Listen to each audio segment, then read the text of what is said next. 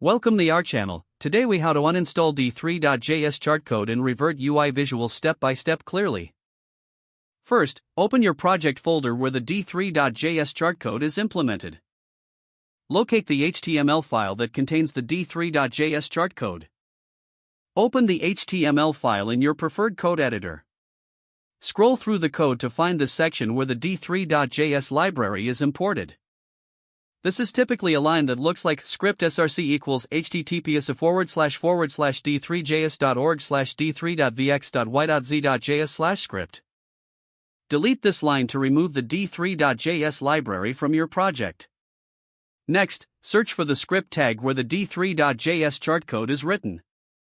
This section usually contains const or let declarations for your data and SVG elements.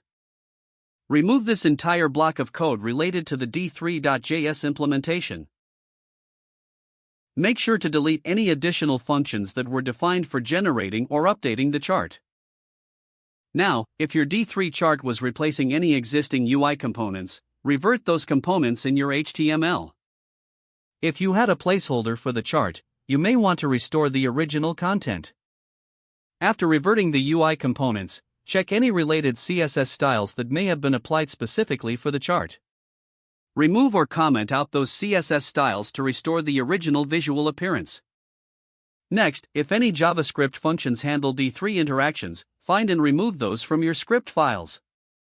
Check for any associated event listeners tied to the chart and eliminate them, ensuring there are no lingering effects.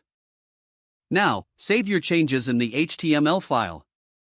Finally, refresh your web page to see the reverted UI visuals without the D3.js chart. Verify that everything looks as intended and functions correctly. If the page does not load, refresh the browser or try again in a private or incognito window. Make sure you are using the correct email address, then retype it carefully to avoid small typos.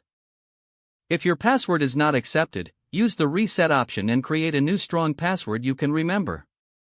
Check your spam folder for verification or security emails, then complete any requested confirmation steps. Enable two-factor authentication if available to improve account security and reduce unauthorized access risk.